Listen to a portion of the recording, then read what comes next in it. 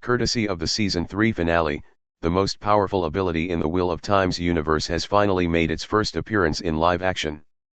And chances are, it'll be the first of several times Balefire will be put to use in Prime Video's adaptation of Robert Jordan's Wheel of Time books. After its official introduction in Book 3, The Dragon Reborn, Balefire became a recurring weapon, albeit one that was typically reserved for the most dire of circumstances. After all, a tremendous risk comes with this particular weave. Over the course of the series, the show has debuted a number of important abilities associated with the one power in the Wheel of Time, such as healing, traveling, and shielding. More recently, it explored dream walking and compulsion, a favorite of Forsaken like Robin and Moghedien. Another major power from the books was added to the TV show's take on the lore in the Wheel of Time Season 3 finale when Elaine Trakand, Nynaeve Almira, Mat Cauthon, Minfar Shaw and Tom Marilyn had their highly anticipated face-off with Liandrin and her Black Ajah minions. Balefire erases people from existence. Balefire is a fate worse than death. Balefire in the Wheel of Time. Early in the episode, a ter'angreal rod was shown to be among the artifacts that the Black Ajah stole from the White Tower. According to Liandrin, it can create balefire. Exactly what it does wasn't clarified within the show, but its capabilities were demonstrated on screen when Elaine got her hands on it and used it to save Tom.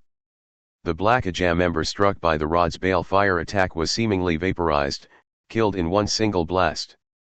But as the books have established, death is not the extent of what happens to the victim of balefire, what it really does is erase them from existence. Balefire is a force more destructive than anything else in the Wheel of Time's world, in that it removes their thread from the pattern entirely. Not only are they dead, but they no longer have a place in the pattern at all. Being erased doesn't mean that everything they did to influence the pattern no longer happened, though it can certainly have a direct impact on the timeline, albeit to a limited extent. Anything that a person has done sometime prior to being destroyed by balefire is erased from the pattern as well, as if it never happened. In other words, if a person were to kill someone and then be balefired in the span of a few moments, their victim could be restored to life, with no knowledge of their original fate in the pattern. But depending on how far back it happened, it may not be undone, as events eventually become permanently into the pattern. How the TV version of Balefire compares to the Wheel of Time books. Balefire is very similar to the ability from the books. Wheel of Time Dragon Reborn cover. Based on its depiction in the Wheel of Time Season 3 finale, the show's interpretation of Balefire is indeed accurate to the source material, at least in terms of its functionality. The purple silhouette of the Black Ajah hit by Balefire illustrated her erasure from the pattern. The show seeming to rewind her last weaves with the one power was evidence of the series keeping the side effect from the books where a balefire victim's previous actions are undone. One minor difference is its appearance, though that could be attributed to the unconventional way the series introduced it. The books describe balefire as bright, white flames, whereas the show makes it look more like a laser beam. It does, however, retain its recognizable white color.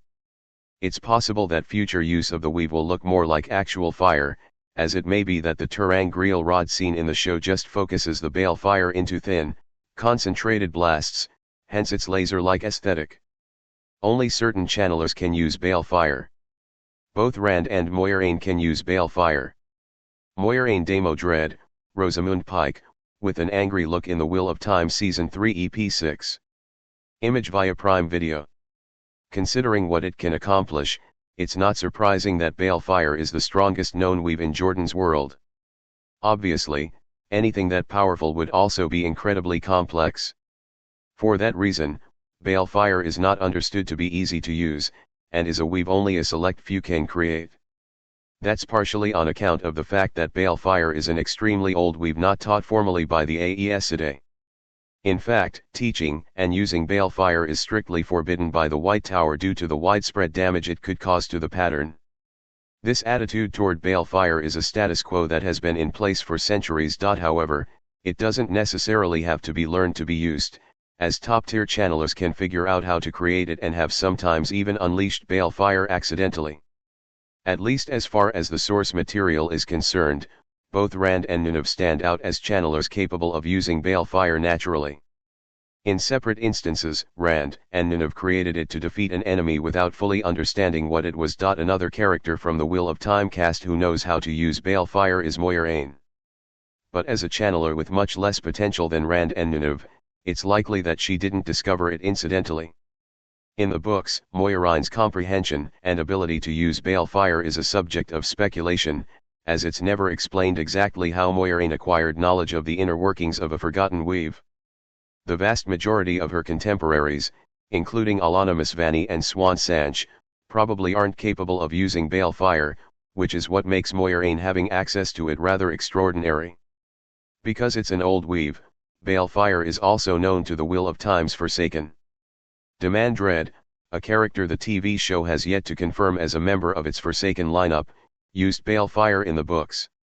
Since any Forsaken could theoretically know the weave, it's possible that it'll be a part of the arsenal of Robin, Grendel, Lanfear and Semirhage in future seasons of the Wheel of Time.